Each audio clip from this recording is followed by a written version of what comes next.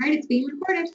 Okay, so we're now recording, and we're also going to get started. So first and foremost, I want to thank everyone for attending today. I do appreciate being able to spend some time with you, and I'm going to do my best to pass on to you some good information that it's my hope that you'll be able to use in making a purchase decision, or if you already have systems, maybe you can use those systems in a more efficient way or a new way that perhaps maybe you didn't think of. And at the end of the day, you leave with a little bit more information than when you started. Okay, so for today, what we're going to talk about is a technology review with regards to testing patients at home. And we're going to talk about that from a couple different perspectives. One is the clinical yield, that is the information, compared to insurance reimbursement. And so sometimes there's a discrepancy that we'll need to resolve there. Most of the time there is not. But when you're using a device, I think it's a good idea to know what it is that you specifically need. And once you know that, it makes using your system much easier, because the worst thing is to purchase a device and you take it back to your office, you're excited about implementing this new program into your practice, and then you know that there's some limitation to the device or it doesn't meet a requirement that you have, and you kind of feel stuck. And so that can be avoided, but you have to know a little bit about what you need in order to avoid that outcome. So we're going to talk about that at some length. Next, we're going to talk about monitoring the airway and bruxism. Now, when we're talking about technology review and bruxism, that does trim the field of available equipment to you quite a bit, but there are devices out there that do measure bruxism. We will talk about them in a little bit of detail, and I'll tell you why I like to talk about them. And there's a very good reason, and I think once I explain it to you in some detail, you'll agree that there's tremendous benefit in measuring the patients for their airway and bruxism. I'll get into that. That's just a very exciting topic for me.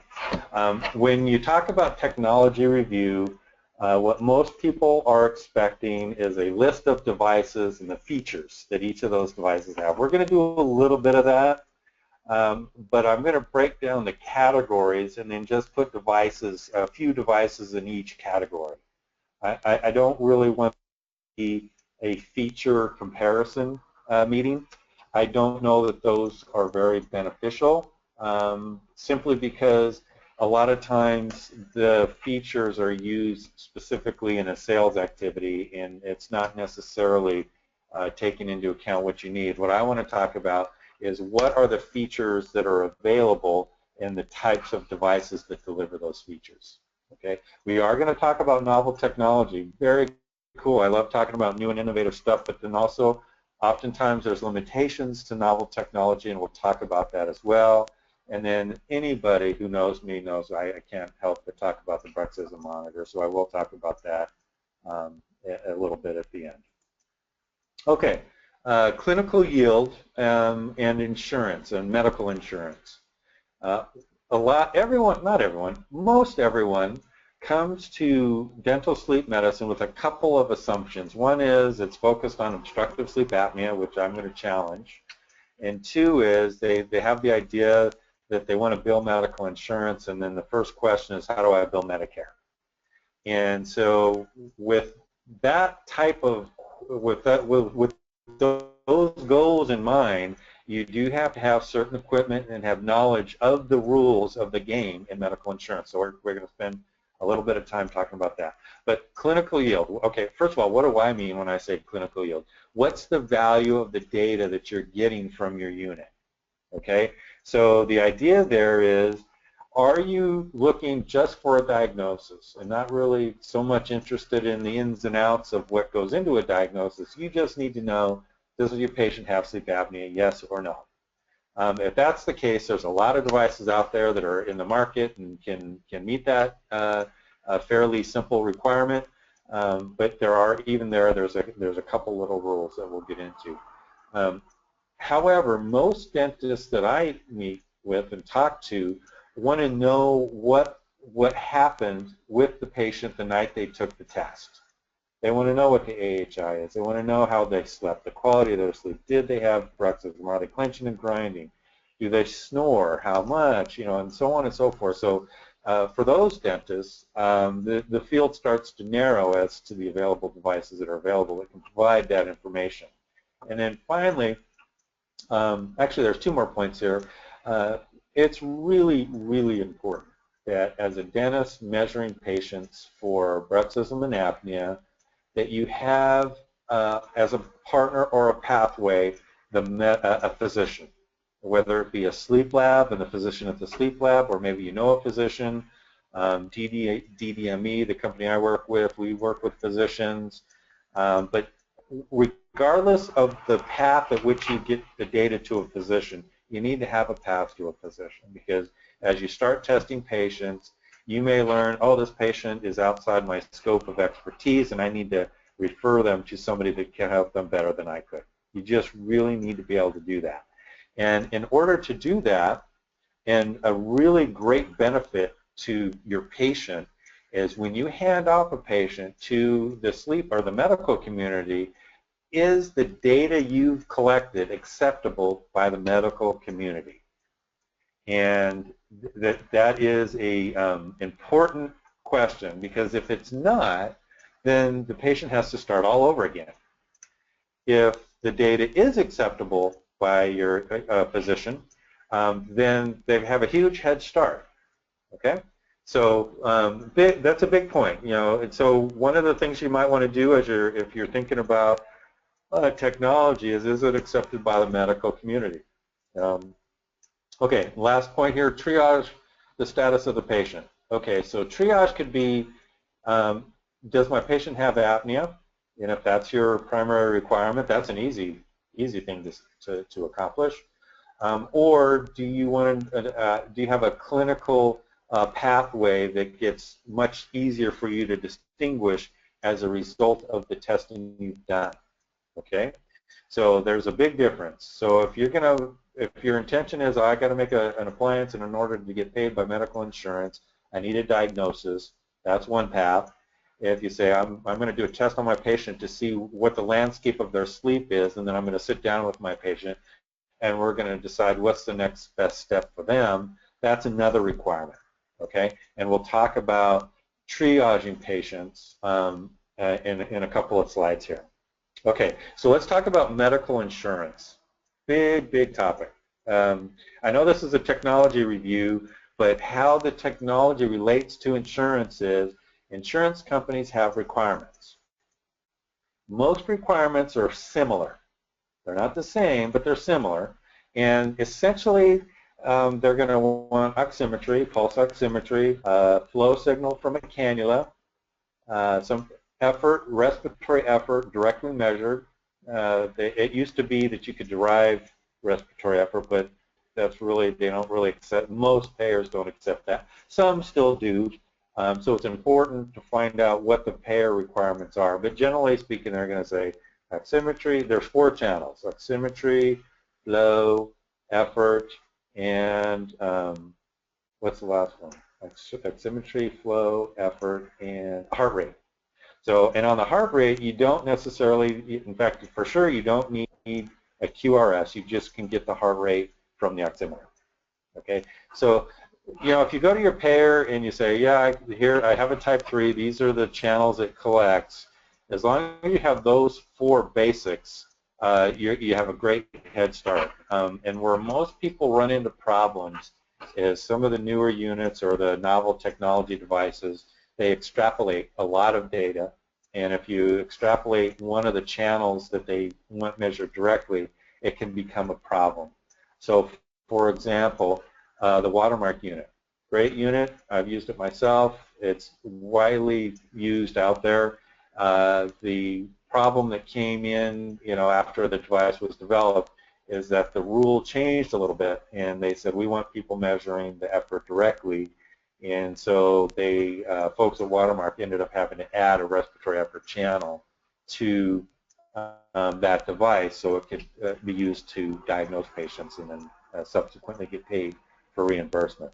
So my advice on insurance, if you're not doing it already and you're thinking about it, is make sure that the device that you're using meets the requirements. And most do, some don't, and in a minute we'll talk about the ones that might present a challenge. Okay, so I've used the term Airway a few times, and I just want I just want everyone to understand kind of what I mean when I use the term Airway, because I don't use the term obstructive sleep apnea too much. I use monitor the airway is the term that I like to use, because one, it's a more sophisticated way of talking about what we're talking about, and two, the airway plays an intimate role in other dental issues.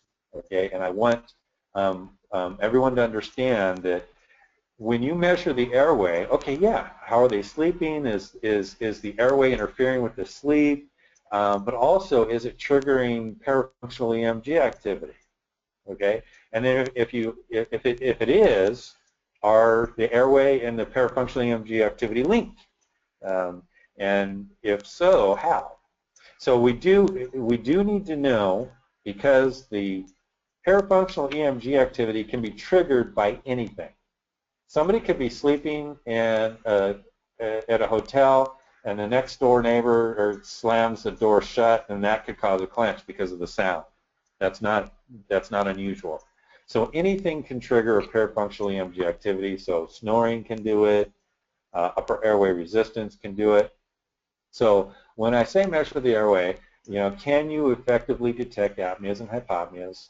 I think most devices out there that claim that they can do that can do it. I think that's a fairly low bar to satisfy. Can you effectively detect central and complex apneas? And this is a biggie. Okay, so this is one of the reasons that Medicare and others, and private insurance as well, want everyone, not just dentists, but everyone measuring directly their effort.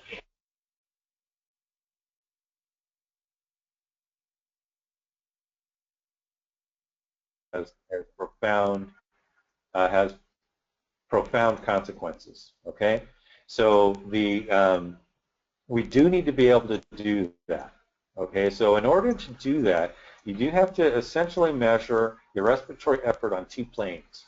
Okay, so when you're measuring directly respiratory, are you using one belt or two belts or zero belts? Okay, so zero belts and zero belts, it's very difficult. In fact, I don't think anybody's claiming they can extrapolate with zero belt. So I think that's kind of off the table. One belt, if your device has one respiratory effort belt, it can predict if you have the possibility of central sleep apnea or complex apnea, but it can't definitively say yes or no.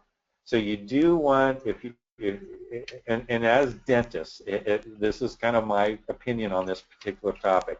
As dentists, you more than anyone else doing testing need to know whether your patient has central or complex apnea. And the reason being is the poor patient that gets an oral appliance that has central apnea, okay, because it was missed, that's a really negative outcome. That's just something that has health consequences. There's a lot of time and effort spent and for little or no benefit. And we just need to be able to avoid that, primarily because of the health consequences. Because essentially what happened, let's say that a patient, it was missed, that they have complex apnea. And an oral appliance is made, and let's say that the oral appliance improved the snoring. So the perception to the patient is, oh gosh, I feel so much better. The downside is that they actually still have central apnea, okay? And however, what do you think their motivation is to deal with that issue because they feel better? It's very, very low. It's extraordinarily difficult to say, oh, you know what, actually, we need to get you to a sleep lab and we believe there's another treatment modality that would be more appropriate for you. It's very difficult to have that conversation after the fact. So we want to be able to detect that, okay? Upper airway resistance. Can you detect it? Some devices can, some can't.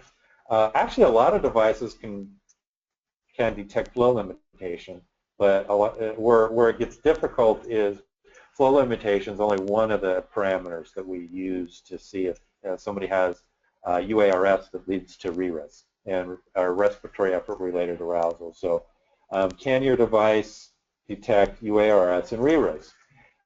You do want a device that can do that simply because those two events are actually more likely to trigger a parafunctional EMG activity than somebody that has frank sleep apnea.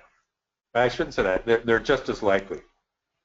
So the good news is typically the people with UARS and RERAS are early disease state, and if you catch them early, you get people, you catch them in the disease state early, the health consequences, the health benefits over time are enormous. So you may or may not know that obstructive sleep apnea is a chronic condition and progresses over time. If you catch it early and you reverse it or treat it effectively, that those consequences stop. Okay, so if you catch it early, that you've really done your patient a health benefit, a huge health benefit. Okay. All right, I'm going to just spend a moment on this slide because I do talk about bruxism a lot and how you detect it. This is a slide I talked about this slide based on Dr. Gilles Levine. He's a professor up in Canada. He's considered the preeminent expert on bruxism and parafunctional EMG activity. He's done quite a bit of research on this in sleep labs and very controlled polysomnographic studies. The sad fact is his brilliant research just never was really implemented into the clinical practice until very recently. And the reason being is this technology. That's why I'm bringing this whole slide up, is there was a technology barrier that prevented easy access to being able to detect this. And my background is, looking at the names, most of you know me.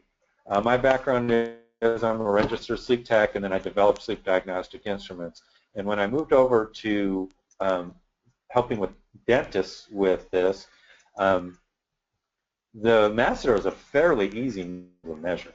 I mean, it's a strong muscle. It broadcasts what it's doing very loudly, and it can be the events that it creates are easy to define, and that's the existing bruxism definitions are. Those are the definitions set forth by Dr. Levine, and it's not it was not a heroic task to be able to do that. It just hadn't been done, and so now that that is available, being dentists, and given that the airway and bruxism are so intimately interrelated, it just makes sense to add bruxism to the testing. It's almost, in my mind, I know I shouldn't say this, but it's almost silly not to do it. I mean, it's so inexpensive, and the information is great. So with this bold claim I just made, so I'm going to support it with some literature. This is a widely cited article, but it's fairly weak because the N is so small. And it was 10 patients. So 10 patients that had sleep apnea. They gave them an occlusal splint, and their apneas got worse. Okay, so the idea there is when you're dealing with bruxism and sleep apnea as a single condition, when you are a dentist and you're in dental school and they say, oh, if you see tooth damage, put in a guard, that has a negative impact, statistically speaking, on patients. So we need to be careful about who we're putting our guards in. This is another study here that would, yeah. We had a question come in that asks if you're talking about how the DDME detects UARS and RERA. Okay, I will. That is I love that question. I actually, it's odd. I'm getting that question about every day, and I've in the past 3 or 4 years, I never used to get that question. So, I am going to skip forward to a couple of slides here. And I think this slide will do. Yeah, let's see, I might have a better one. Let's see. Yeah, this one's better. Okay, so the question is, how does the DDME unit pick up UARS, or a flow limitation? So first of all, you need a cannula. So there's the flow signal there, okay? And then the shape of the sinusoidal waveform as measured by a cannula, at the apex of the waveform, there's a flattening. And the flattening at the apex of the waveform indicates that we weren't actually able to complete the breath due to resistance in the upper airway somewhere. So when we see flattening, the software will tag that breath as this is a flattening breath. And at the end of the test, the software will render a flow limitation indexed by percent of breaths. So you see here, there's actually 5 breaths in this out of, looks like about 20 breaths or so. So that's criteria number 1. Is there flow limitation or some indication of resistance in the airway? Okay, criteria number 2 is, did it have an autonomic change to the patient's system?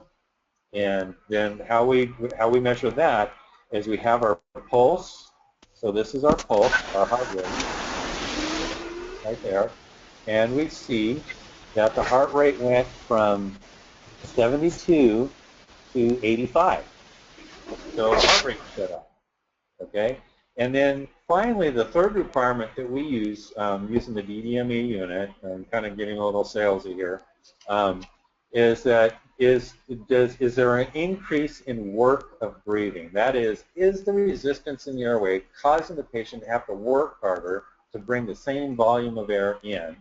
And when we see, we measure work of breathing by the RIP phase, which is that channel there, and then the higher that channel goes, the more effort the patient's putting in to breathe, and we can see here that there is an increase in work of breathing. So in this case, we have flow limitation, increased heart rate, and an increased work of breathing. So this event right here would be a reroute. Well, that's a hideous picture.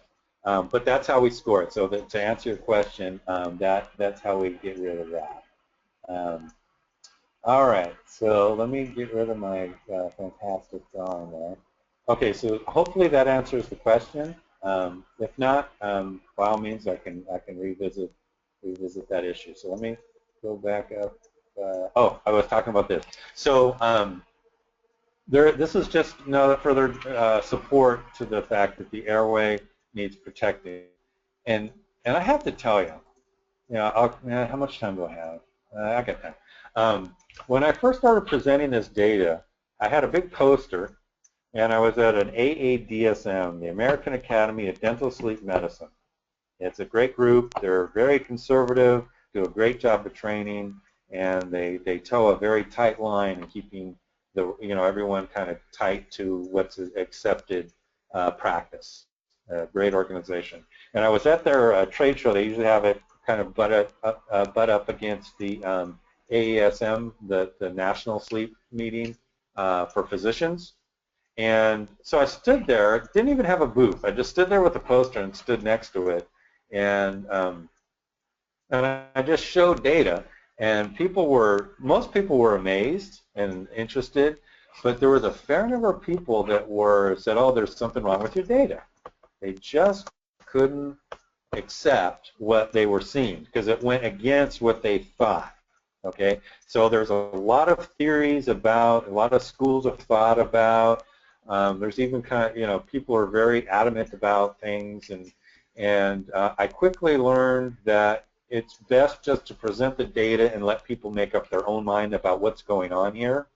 And so what I'm going to talk to you next about is the airway as it relates to clenching and grinding, real quick. I know because it is a technical advancement that's fairly recent, and I believe it's obvious it's a huge benefit in dentistry because, I believe that we can actually prevent a lot of tooth destruction, and we can catch it earlier because of the sensitivity of certain devices out there. So here, what you're looking at right now is I'm going to try this little highlighter again. So this is what we call a phasic in the medical community, and phasic is a benign event. Most of us do it. It's associated to changes in sleep stages and REM sleep. So all kinds of things have phasic activity in REM sleep. And the reason that we track phasic is because it is indicative of sleep stage changes, and if you're and arousals, and if you're having a bunch of sleep state changes, why? Okay, so if the phasic index is high, then we need to look at the quality of sleep or the sleep efficiency, simply because we don't know why that patient's going in and out of so many sleep stages, and we should know, we should care about that. All right, so that's one thing. That's phasic. In dentistry, though, we actually call that our rhythmic masticatory masseter activation, RMMA.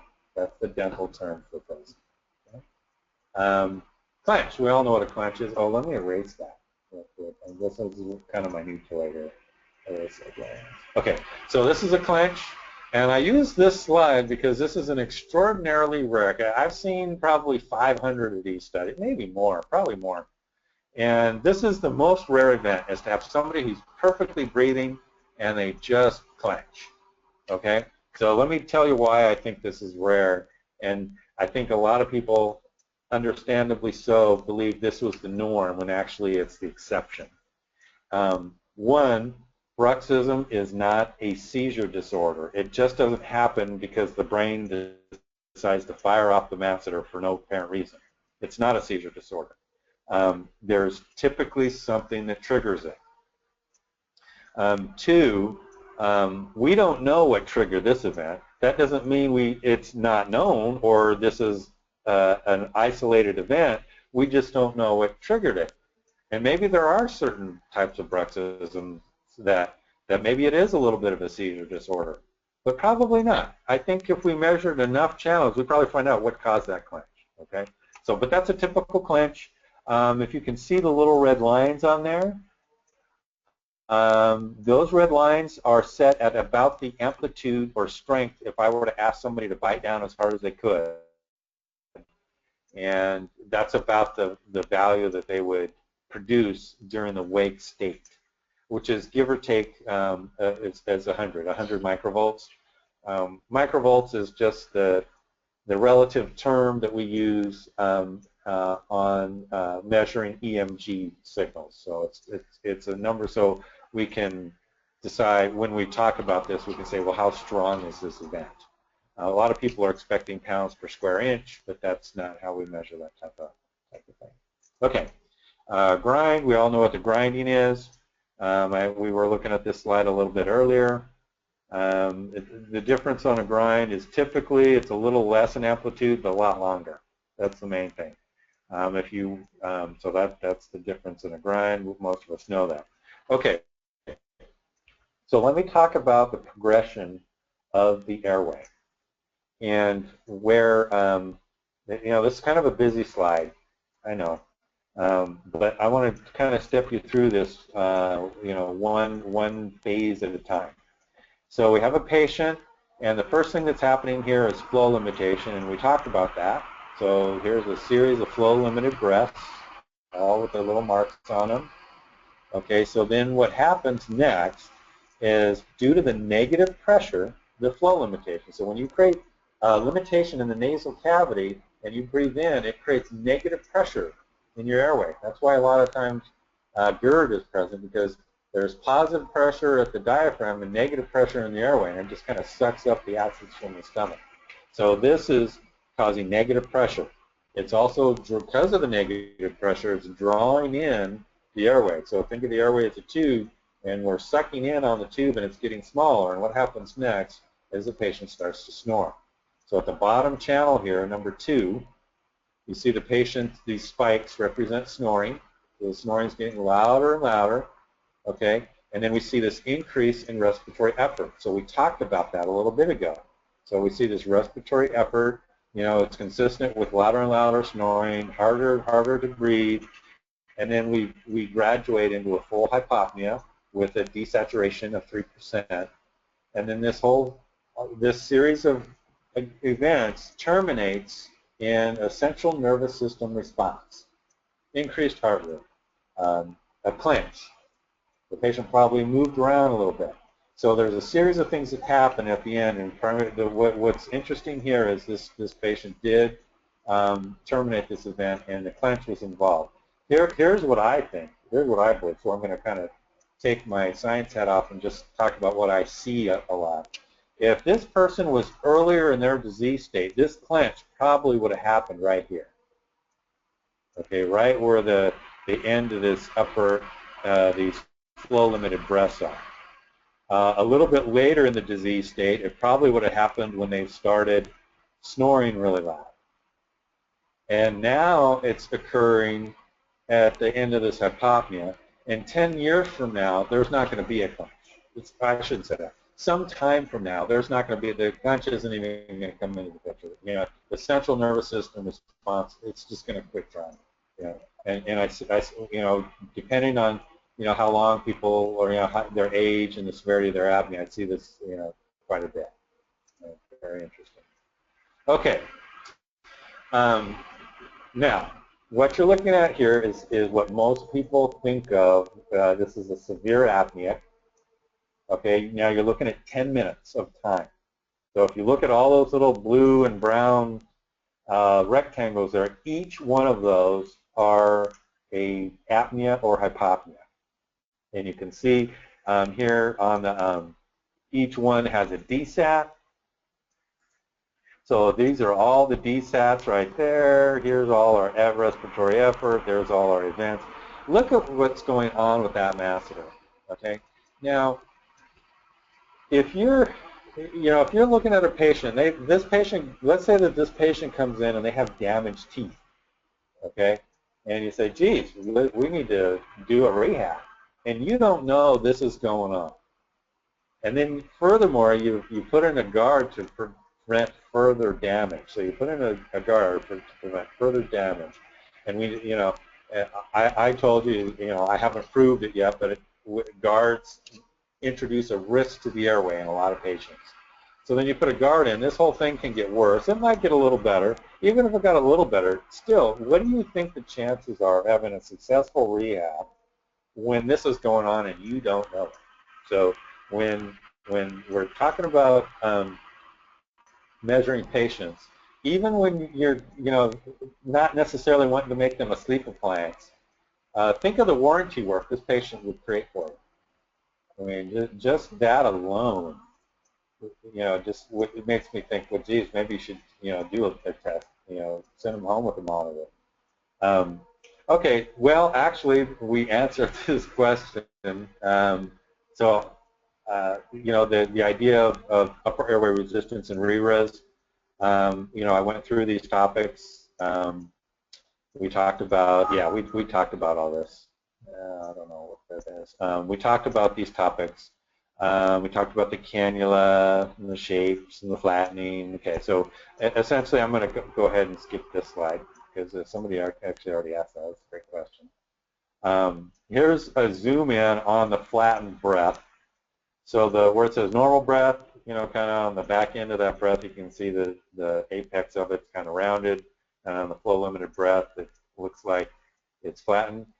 Whenever I see this slide, I think of Close Encounters of the Third Kind. If you guys ever saw that movie. And that one guy was obsessed with making that mountain. And then he took the top off it, and it's like, oh, yeah, that's what I've been trying to make. That's kind of what this is. That's a normal breath, and then that's the top of it that's already scored as a flow-limited breath. Here's an example of what we talked about earlier, the flow limitation with increased WOB stands for work of breathing. I should have made that more clear. So flow-limited breath in of itself is not necessarily worrisome. It's when flow limitation causes other reactions. So flow limitation in isolation may not be a concern. You just have to measure the other parameters. Okay. I am getting low on time, so I'm going to speed up a little bit here. Well, here's a good case of somebody who has flow-limited breaths, 0 desaturation, and I mean none. And if you look at the desaturation on where it says flow-limited breaths down there towards the bottom, I mean that is a flat line. Okay, flow-limited breaths, and then boom, they clench. So this guy doesn't even have he's not even snoring yet. And we know this is a fairly strong clench because at the bottom, you can see here, you can hear the teeth. You see that one little spike there, and then there's the kind of gnashing. So it's the alligator trap shut on the spike, and then the gnashing's coming right after that. Okay, very typical event. The other slide here where it says obstructive sleep apnea, the main reason I put this in here, most of us know what an obstructive apnea is. It's you know, it's a fairly simple thing to see and identify. But I wanted to show you the work of breathing and see what happens when the airway closes. That work of breathing went all the way to the top of the channel. So what we have here is when you see that work of breathing, if you've ever heard the term paradoxical respiration, you're looking at it. So when the work of breathing is at the top, the patient's in paradoxical respiration, and essentially what that means, I'll kind of show you real quick, is this is the top of it, and this should be the same. And see how one's going up and the other's going down? That means the diaphragm and the chest are working exactly against each other. Okay? And if you look at when the patient's breathing, we can see there and there, they're synchronous. So they're in line.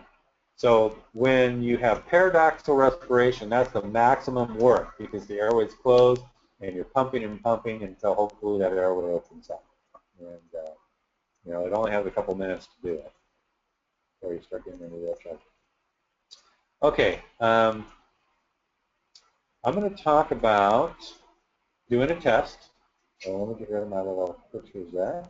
And you know, I think I'm looking here at the test. It looks like everybody here is doing testing, so I'm going to kind of whiz through this. I think most of you know there's a device. We send the device home with the patient. One of the requirements or attributes to a device is how easy is it for you and your office staff, and how easy is it for your patients. And then based on that, does the information it gives you, is it useful? And how useful, okay? Because some devices out there are very, very good. They have a huge clinical yield, give you a lot of great information, but they're so difficult to use, it's clumsy for the patient, it's difficult for the office staff. So you have to weigh the clinical value compared to ease of use. Okay, so I'll use this slide to kind of talk about that. There's a report. You know, are the reports easy for you to look at? Are they easy to explain? Based on what your workflow is and what your goals are, do you want to be able to, can you do what you want to do? The other thing with the report that's really important is that I did mention a little earlier that you need to be interacting with the medical community at some point. Okay, if you're sending a device home, you're going to get data back that says you can't help that patient or you shouldn't be helping that patient. You should be referring that patient out. So when you refer out, is what you used acceptable? Or whoever you referred it to, do they need to start over again? Okay, so that's just a question that you should ask yourself. All right. I did want to talk about monitor categories. Okay, so I've talked about technical needs, technical requirements. Now we're going to kind of talk about devices and device categories. You know, there's you know, I didn't put them on here, but there's kind of see where it says high channel type 3. There's a category. I probably should have put it in there. It's low channel type 3. Great devices. They score really high points on ease of use and cost.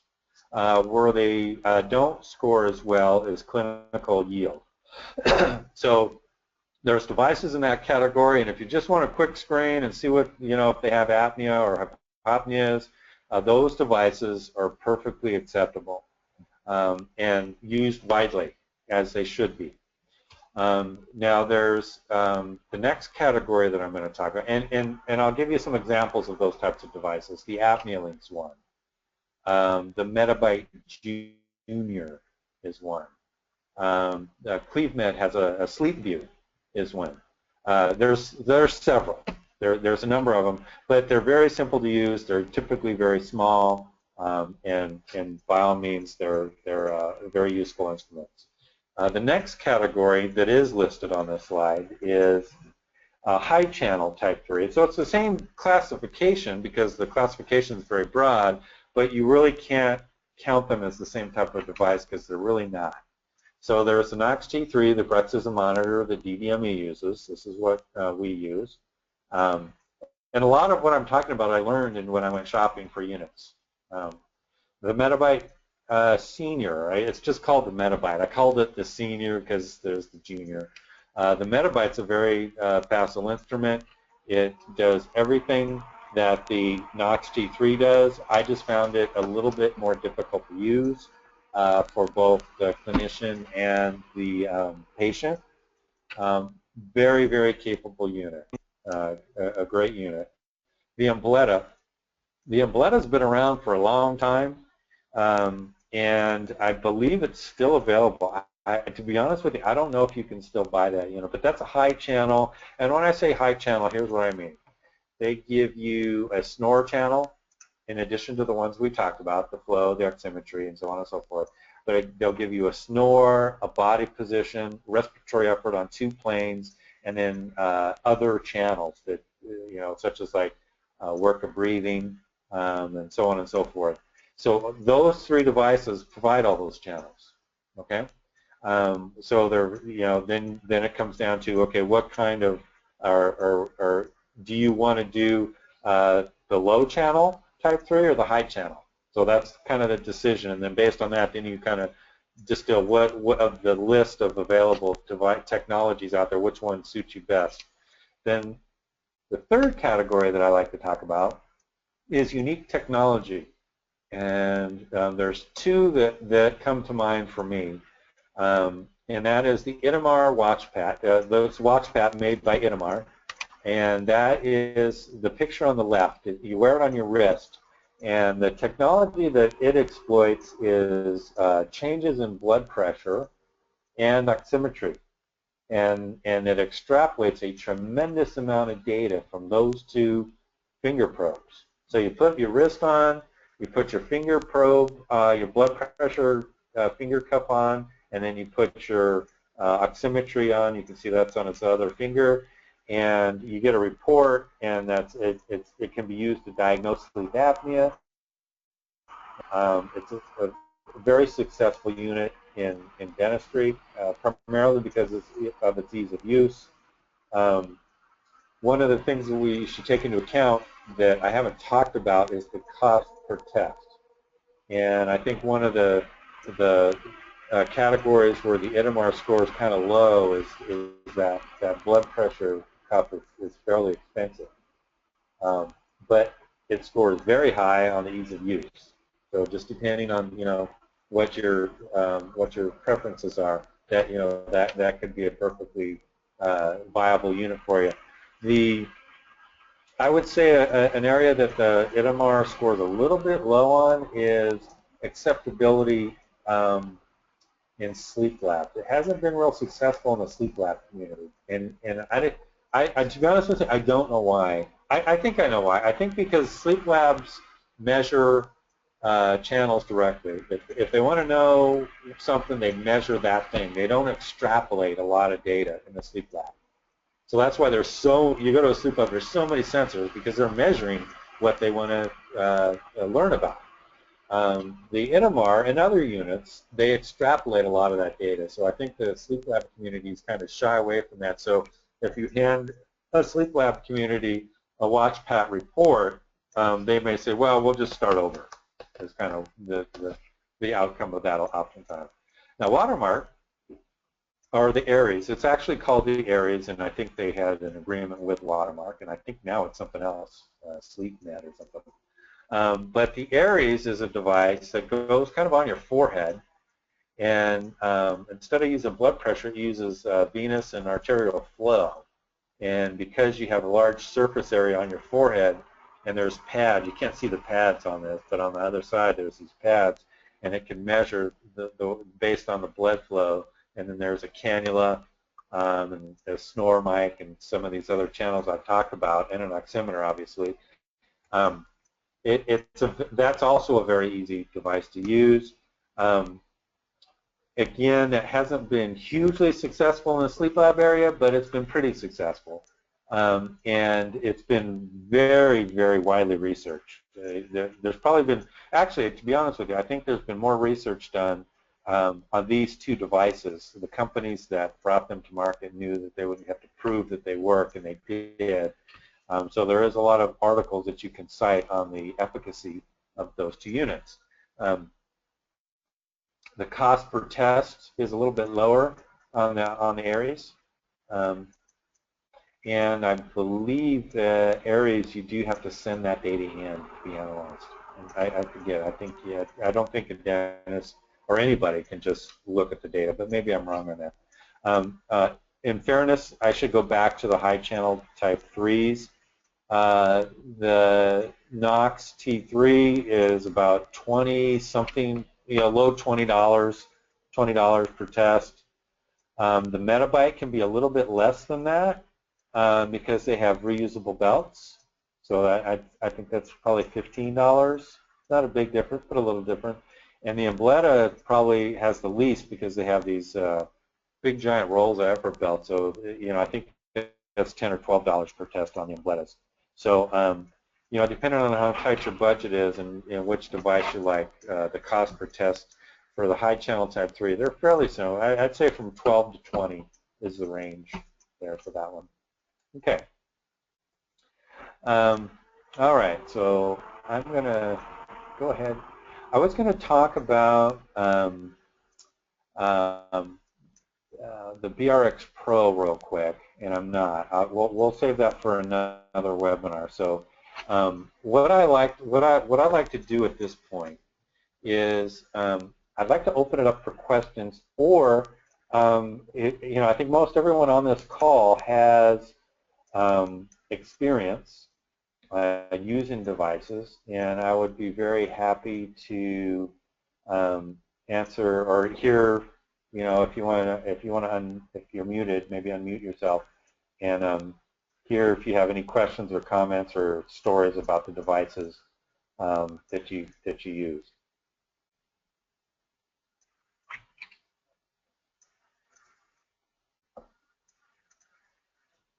And while I'm waiting, I'll kind of tell you a couple of things that are going on.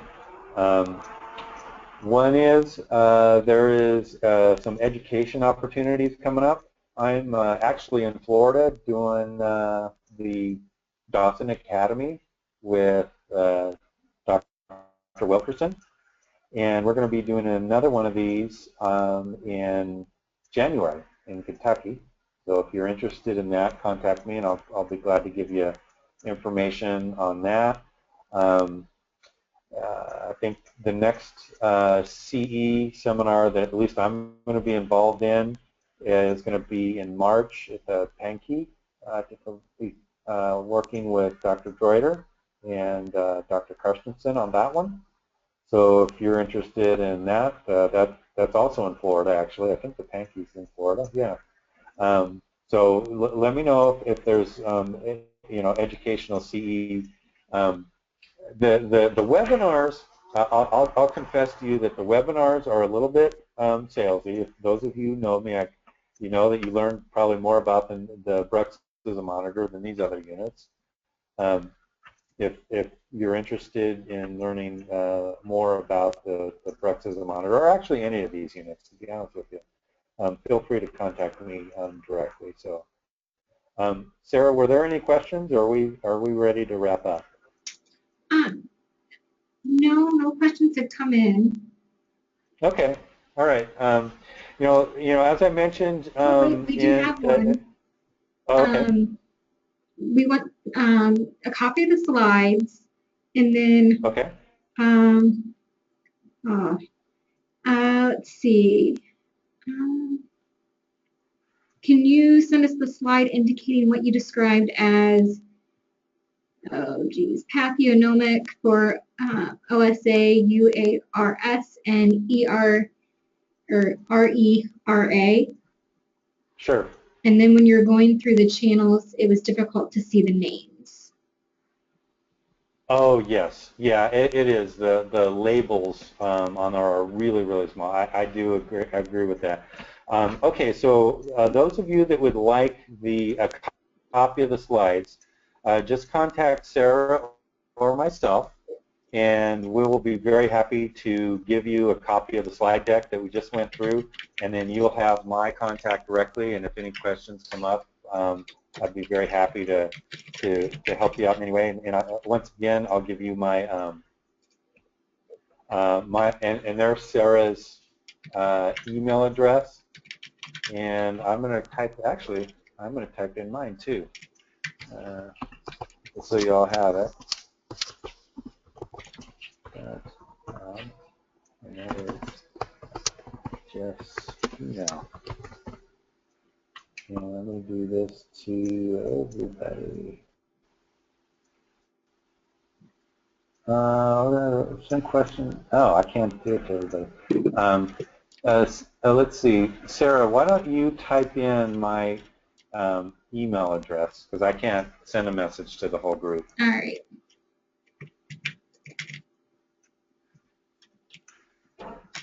And as Sarah's doing that, we're going to go ahead and wrap up.